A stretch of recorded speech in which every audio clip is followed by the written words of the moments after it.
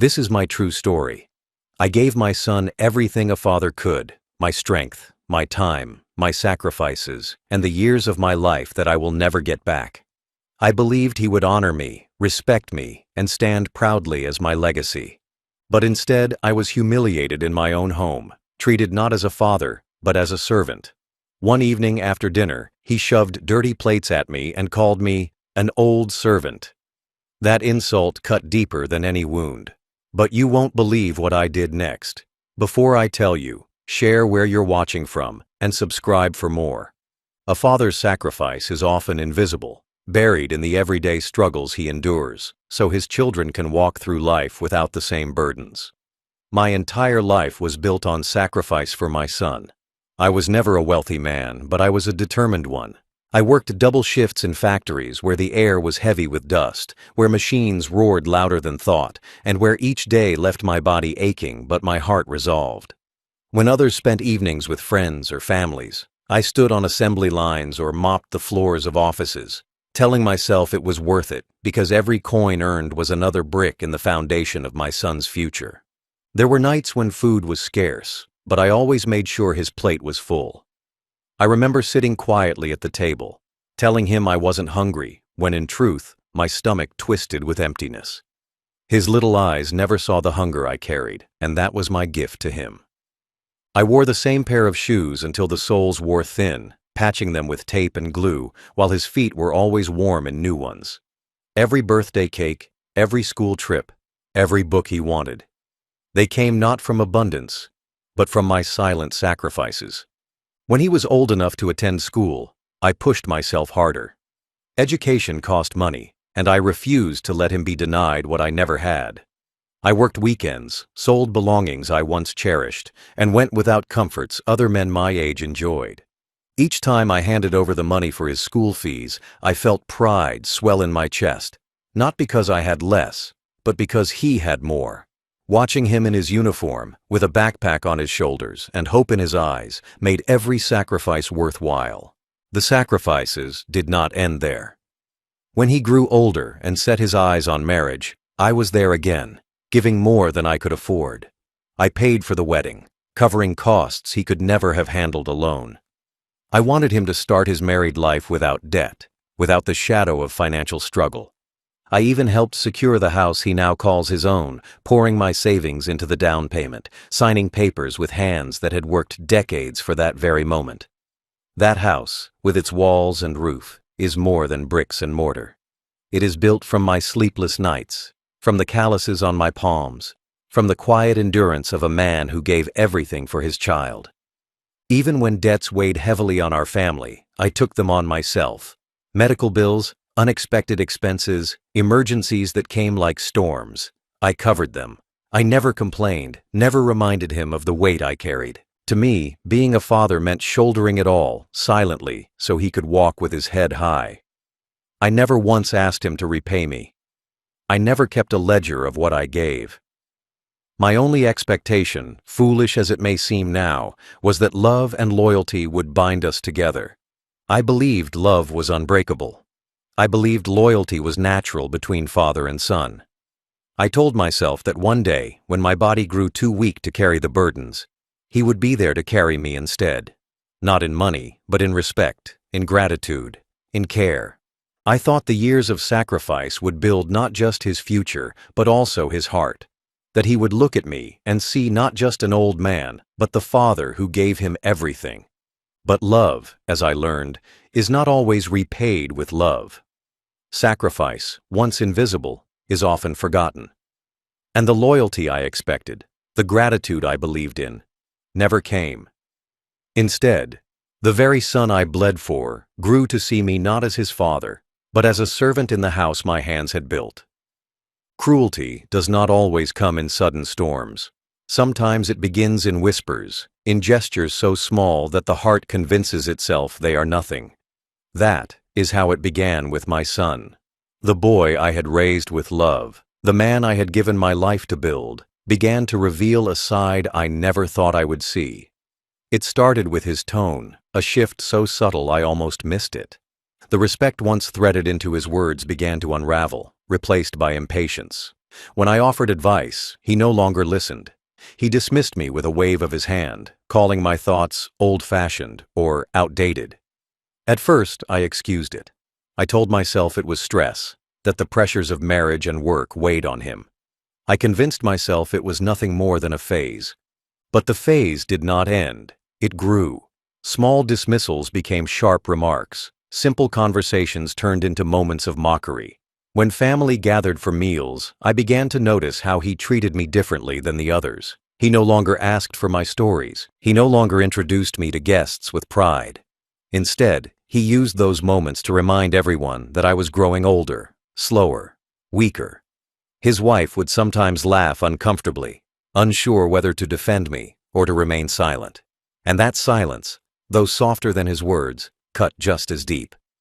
Soon, the boundaries between father and servant blurred. He began asking me to do chores, not out of necessity, but out of habit. At first, it was small things: fetching water, carrying bags, tidying the table after meals. I told myself it was normal, that helping in the house was part of living together. But deep in my heart, I felt the sting. These were not requests made with respect, but commands given with expectation. I was no longer his father in those moments. I was a tool to be used, an old pair of hands to complete the work he didn't wish to do. I still remember one family dinner where his cruelty slipped out more clearly than ever. As relatives laughed and shared stories, I tried to join in, recalling a memory from his childhood. He cut me off mid-sentence, smirking as he said, "Nobody wants to hear those old tales anymore." The room fell silent for a moment, then filled with awkward laughter. I lowered my head, my cheeks burning, my story silenced. That was the moment I realized my presence at the table was no longer valued. The cruelty grew bolder as days passed. He began treating my existence as though it were a nuisance. When I sat in the living room, he complained that I took up space. When I ate at the table, he sighed loudly, as though my presence ruined his appetite. His wife, though kinder than him, never stood against him. She allowed the cracks to widen, her silence granting permission for his arrogance to grow unchecked. And yet, even as the cruelty became harder to ignore, I clung to hope. I told myself that deep down, my son still loved me, that he would come to his senses. I wanted to believe that the child I raised, the boy who once clung to my hand, was still inside the man who mocked me now. But each day chipped away at that hope. Each sigh, each smirk, each command pushed me further into the role of a burden, not a father. The first signs of cruelty may have been subtle, but they were the warning bells of a storm I could no longer outrun. And as I endured them in silence, I did not yet realize that the worst humiliation was still to come. A moment so sharp, so degrading, that it would break whatever fragile bond still remained between us. Humiliation has a way of etching itself into memory so deeply that it never fades, no matter how much time passes. I had endured the sharp remarks, the dismissive tone, the subtle cruelties that chipped away at me each day. But nothing prepared me for the evening when my own son reduced me to less than a father, less than a man, treating me as though I were nothing but an old servant in the house I had helped him build. It was after a family meal, one of those dinners where I sat quietly, ignored while he and his wife filled the room with their laughter and conversations that excluded me. The food on the table, the chairs around it, the very walls that enclosed us, all of it stood because of me, because of the years of sacrifice I had poured into his life. And yet, as plates were cleared and dishes began to pile up, he turned to me with a smirk I will never forget. Without hesitation, he shoved the dirty plates into my hands and said, "Clean these up, old servant." The words echoed in my ears, each syllable striking me harder than any physical blow. His wife giggled, a sound that cut deeper than silence ever could. She covered her mouth as if embarrassed, but the damage was done. She had laughed at my humiliation, laughed at the sight of a father reduced to a servant in his own son's eyes. My legs felt weak, my hands trembled as I stood frozen, the plates heavy in my grip, not because of their weight, but because of the shame pressing down on me. In that moment, I wanted to speak. I wanted to remind him of the nights I went without food so he could eat, of the shoes I wore until they split open so he could have new ones for school, of the hours I worked beyond exhaustion so he could live without fear. I wanted to shout that I was his father, not his servant, that respect was the least I deserved. But the words never left my mouth. They drowned in the tide of humiliation, swallowed by the tears that filled my eyes. So I turned to the sink. My hands, the same hands that once built his world, now scrubbed grease from plates while my son leaned back in his chair with arrogance. The same hands that once signed papers to secure his home now trembled over soapy water. The same hands that once carried him as a boy now carried his dirty dishes. Silent tears blurred my vision as I worked, falling into the sink, mixing with the water, invisible to anyone who cared to notice. The laughter from the table lingered behind me, faint and cruel. Each sound was another reminder that I was no longer a father in their eyes, but a servant to be ordered around. I scrubbed in silence, each stroke of the sponge against porcelain cutting deeper into my dignity. By the time the last plate was cleaned and set aside, something inside me had changed. I was no longer the father who endured cruelty quietly. I was no longer the man who excused arrogance as stress. I was a man humiliated beyond repair, but also a man who still held one truth, one secret that could break the arrogance of the son who mocked me. That night at the sink was more than a moment of humiliation. It was the breaking point, the sharp turn where heartbreak began to transform into resolve. He thought he had stripped me of power, but what he did not know was that I carried a weapon he could not defend against, the truth he had buried in secrecy, the affair he thought no one knew.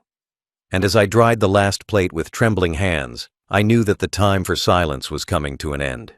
That night, after the plates were washed and the house had grown quiet, I sat alone in my room. The lamp cast a dim glow across the walls, and the silence around me felt heavier than any noise. My hands still trembled from the humiliation, my mind replaying the moment again and again, the smirk on his face, the shove of dirty plates into my arms, the words, "old servant," cutting through me like a knife. I could still hear his wife's giggle echoing in my ears, the sound of mockery at my expense, as if I were some nameless worker and not the man who had raised him from nothing. I stared at my hands, rough and worn, scarred by years of labor. These were the same hands that once carried him as a child, the same hands that worked endless hours so he could have food, clothes, and education, the same hands that signed documents to give him the house he now lived in. Yet those hands, once symbols of sacrifice, had been reduced in his eyes to nothing more than tools for washing dishes. My chest ached, not just with sorrow, but with the realization that my son no longer saw me as his father. To him, I was simply an old man taking up space, an inconvenience, a servant to his household. Tears came unbidden, hot and bitter, rolling down my cheeks as I sat in silence. I remembered the nights I skipped meals so he could eat, the mornings I walked miles to save bus fare so he could ride in comfort. I remembered standing in factory lines until my legs gave out, just so he could attend the best schools, so he could one day stand taller than me. And now, all those sacrifices, all those invisible acts of love, seemed to mean nothing. He had stripped them of value with a single sentence, mocking me in front of the very woman I had once embraced as family. But as the night stretched on, my grief began to harden into something else. In the stillness of my room, surrounded by memories of sacrifice, I realized that silence had become my greatest weakness. I had endured his cruelty quietly, hoping he would change, hoping he would remember the bond between father and son. But his words at dinner made it clear. He no longer respected me, and perhaps he never would again. If I continued to stay silent, I would die not as his father, but as his servant. And yet, I was not powerless. I carried within me a truth, a secret I had kept hidden for months, evidence of his betrayal, proof of his affair. I had locked it away, telling myself it wasn't my place, convincing myself that exposing him would do more harm than good. I thought I was protecting him, protecting his marriage, protecting the fragile image of family we still clung to. But as I sat there humiliated, I realized that my silence had protected the wrong person. Quiet reflection gave me clarity. He had taken my respect.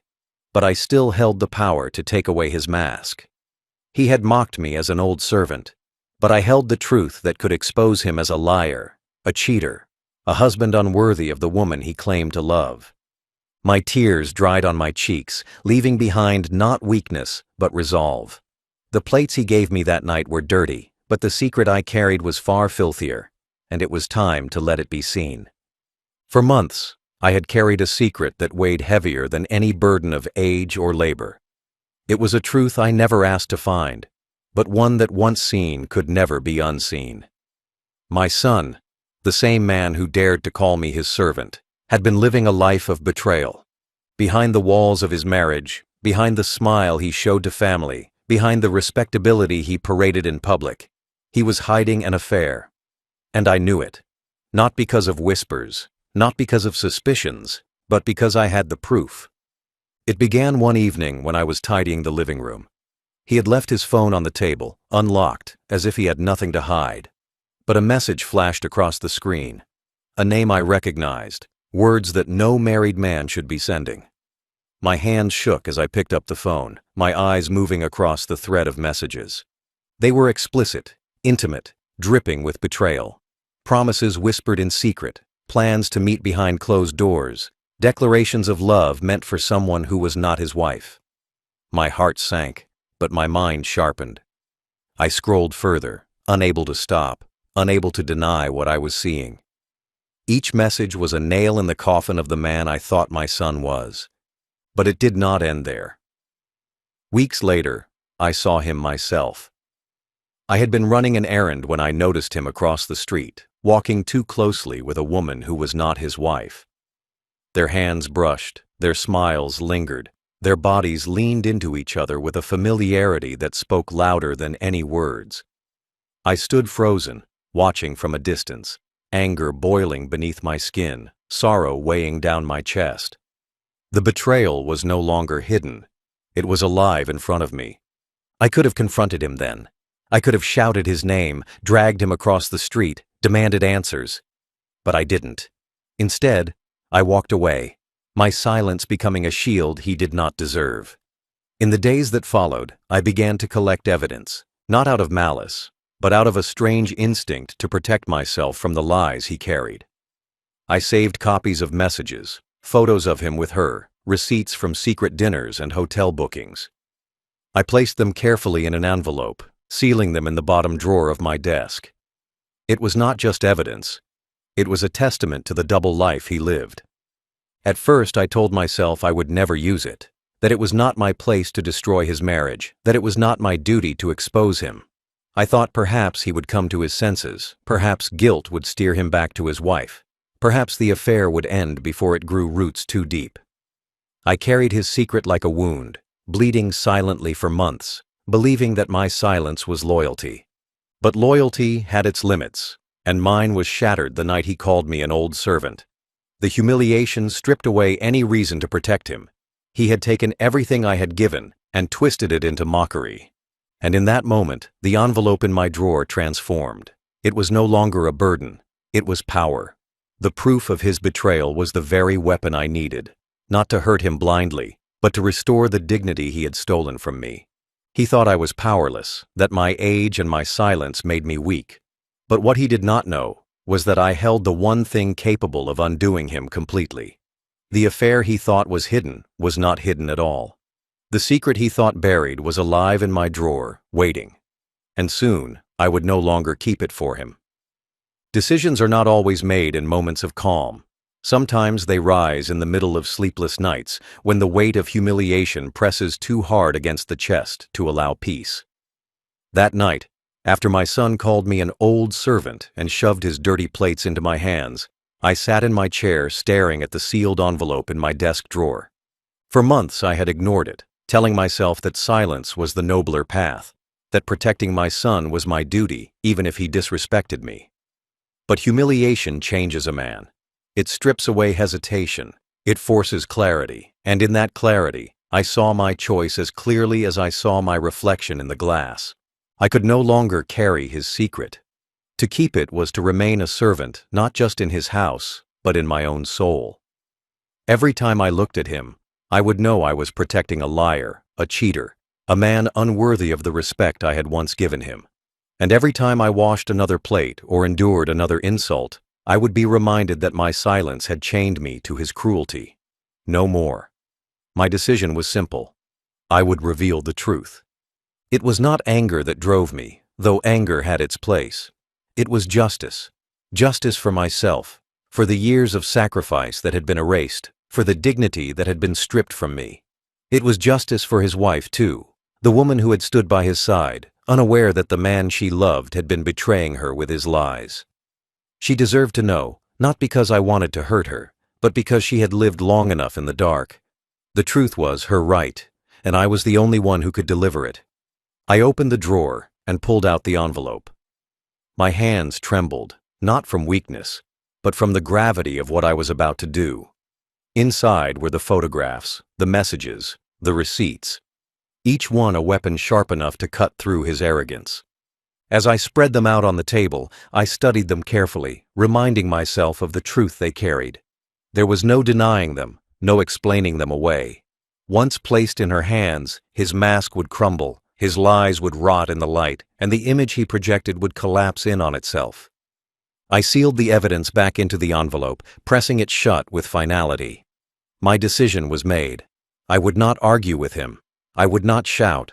I would not lower myself to his level. My revenge would be quiet, deliberate, undeniable. He had handed me humiliation in front of his wife, and I would hand her the truth in return. Not out of spite, but out of the deep knowledge that respect, once lost, must be reclaimed, and mine would be reclaimed not with fists, but with proof. The following morning, as I prepared myself, a strange calm settled over me. For the first time in months, I did not feel like a servant. I felt like a man with purpose. My son thought he held all the power. That age had made me weak, that arrogance gave him control. But he had forgotten the most important thing. Power lies with the one who holds the truth. And I held it. My decision was not just about revenge. It was about balance. It was about reminding him, and everyone else, that a father is not to be mocked, that sacrifices are not to be erased, that respect cannot be stripped away without consequence. He had broken me, yes, but in doing so, he had given me the strength to act. And by the time the day was done, he would know exactly what it meant to humiliate the man who had given him everything. The day of the reveal felt heavier than most, as if the air itself knew what was about to unfold. I had carried the envelope of evidence in my pocket since the morning, its weight pressing against me like a reminder of the task at hand. Every step I took through the house felt deliberate, every breath measured. My son was away at work, his arrogance busy building the life he thought would never collapse. His wife was alone in the living room, folding laundry, unaware that her world was about to change forever. I stood in the doorway for a moment, watching her. She hummed softly, the kind of tune that comes when someone believes life is stable, safe, and ordinary. For an instant, I felt a pang of pity. She had done nothing to deserve this. She had embraced me when I moved in, smiled at me when my son barely acknowledged me, treated me with the basic kindness that he had long forgotten. But kindness does not erase truth, and I knew deep down she had the right to see the reality behind the illusion she lived in. I approached her slowly, the envelope clutched firmly in my hand. She looked up and smiled, unaware of the storm about to break. I did not sit. I did not stumble over words. I did not try to soften the blow. Instead, I placed the envelope gently on the table before her. My voice was calm, almost detached, as I spoke the only words that needed to be said. He called me a servant.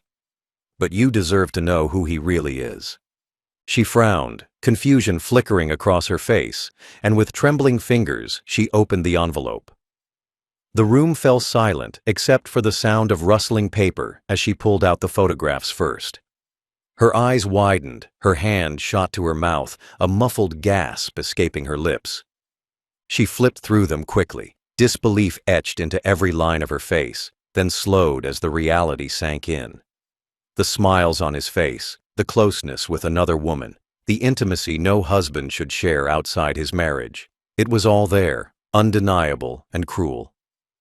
Next came the printed messages, words dripping with betrayal. She read them aloud in a whisper, her voice breaking as she spoke the promises he had made, the lies he had spun. Finally, the receipts. Dinners at hidden restaurants, hotel bookings under his name. Each slip of paper was another dagger, cutting into the image she had believed in for years. I did not move. I stood there silently, watching the storm rise in her eyes. Tears spilled down her cheeks, her body shaking as she clutched the evidence like it burned her hands. For a long moment, she could not look at me. She could only stare at the fragments of her broken marriage scattered across the table. And in that silence, I felt no joy, no triumph, only the heavy calm of justice delivered. When she finally raised her eyes to mine, there was no question in them. She knew the truth. She knew I had not lied. She knew the man she loved was not who she thought he was. I gave her a slow nod, then turned and walked away. I did not stay to watch her anger rise, did not wait for the confrontation that was sure to come when my son returned. My task was complete. I had given her the truth, and the rest was no longer mine to carry. As I closed the door behind me and stepped outside, I felt the weight in my chest lift. For the first time since the night of my humiliation, I stood tall. I was not an old servant. I was not a burden. I was a father who had chosen truth over silence, dignity over humiliation. And as the wind brushed against my face, I knew that by the end of the night, it would be my son's turn to feel the sting of exposure, the weight of shame, the fire of humiliation he once thought belonged only to me. Fallout does not wait patiently. It strikes quickly, like lightning splitting the sky. That evening, when my son returned home, the house that had once been filled with his arrogance was charged with a different energy, the energy of betrayal exposed. His wife stood waiting, her hands trembling as she clutched the envelope I had given her. The photographs were scattered across the table, the receipts lined up like evidence in a courtroom, the messages still fresh in her mind like wounds that would not close. She had spent the afternoon in shock, but shock had hardened into fury by the time he walked through the door. The neighbors later told me they heard the shouting. His wife's voice, sharp and broken, carried through the walls, demanding answers he could not give. She threw the photographs at him, each one hitting harder than a slap. She read his own words aloud from the printed messages, forcing him to listen to the betrayal he had written in secret. He stumbled, denied at first, tried to twist the truth, but the evidence was too overwhelming.